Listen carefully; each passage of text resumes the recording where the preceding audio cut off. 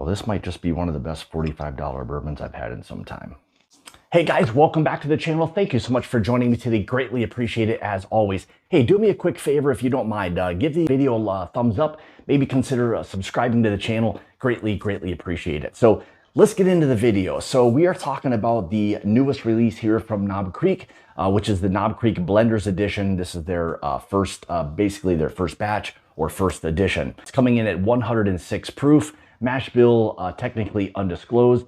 It is age stated as 10 years old. And get this, man, the price tag on this thing, about 45 bucks. Really gonna be hard to beat this one for 45 bucks. So let's not waste any time. Let's kind of jump right into this thing, give you guys an idea of what you can expect from incredible whiskey from a big heritage brand. So, boy, so immediately you're getting hit with a lot of that baking spice, really nice, rich, like rickhouse oak on this one. Really beautiful brown sugars. And the caramel that you're getting on this really feels like more of a fresh, a very intense kind of warm caramel. Maybe a little bit of like a burnt honey or a more aggressive honey. It's something that would have a little bit more earthiness behind it. I think you're getting a little bit of like a chocolate as well, more of like a baker's chocolate. Feels less sweet on the nose, but the chocolate part of it or the cacao part of that is a little bit more intense. Little hints of some dark fruit that are there as well. And here's the interesting part with this, with the nuttiness that's there, this feels more along the lines of like a candied almond, something you may have sprinkled in sugar, cinnamon, things along those lines. There is that little hint of a nuttiness, but it's not the, I guess I'll say, typical kind of peanut or peanut shell that you kind of get. This feels a little bit maybe softer. All right, let's not waste any time. Let's get into this and give you guys an idea of what this one has to offer on the palate. Cheers, guys. So very interesting. I had kind of finished with a little bit of that candied almond that I was getting on the nose. This seems to kind of lead a little bit more with that candied almond, you know, maybe again sprinkled in some sugar, cinnamon, things along those lines, maybe a little bit nutmeg, something like that. Definitely that really sweet, rich rickhouse oak that's there. Incredible spice. That is one thing that I really am enjoying about this, is that spice factor is really just kind of settling in. It's exploding on the palate. Really nice so far. Again, more of the brown sugars. That fresh caramel like I was getting on the nose is definitely there in the forefront. Let me say this. So this kind of has a wave of things. You get hit with a little bit of that again, that candied almond up front. The spice, the oak then begins to kind of settle in. It's long. The spice is really nice and long. The proof at 106 proof is kind of spot on. The spice factor, as you kind of, or as it sits on the palate a little bit, kind of really begins to build. A little bit of that orange zest.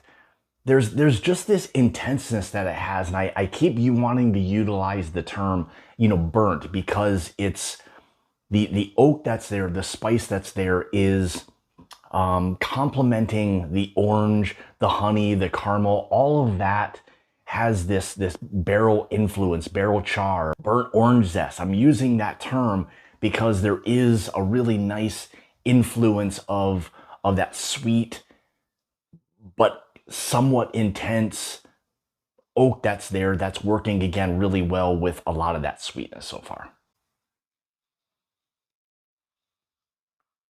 Yeah, I'd say everything really kind of is working off of the spice and oak that's there. I want to kind of keep coming back to also that candied almond, you know, with that, you know, cinnamon, brown sugar, maybe some nutmeg that's there. In terms of texture wise with this one, I would say it's a decent texture, not overly viscous or oily or anything like that. But the spice and oak is really allowing, again, a lot of this to feel like it's kind of a longer finish. Yeah, I think you get a little bit of that you know, maybe mixing in some tobacco leaves, things along those lines. There is this richness that this has overall.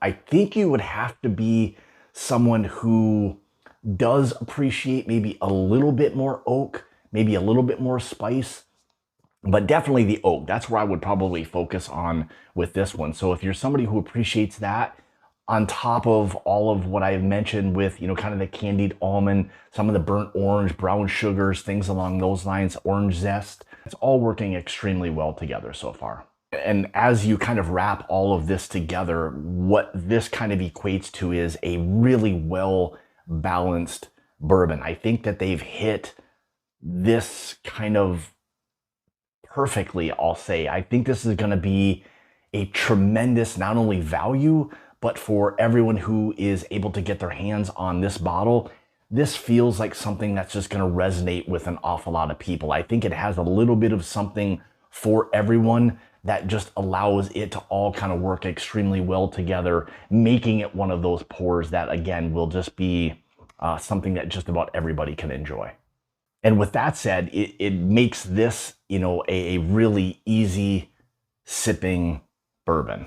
And like I said with the intro, this might be the best, or one of the best $45 bourbons I've had in quite some time. So if you see this, do not hesitate to pick this up. I think it's a tremendous value. I think you're, you know, obviously you're getting a 10+ year bourbon. Has just about everything I think that most people are going to really truly appreciate, you know, with a nice well-aged bourbon. So there you go, guys. My opinion on the newest Knob Creek Blenders Edition, basically their batch 1 or edition 1.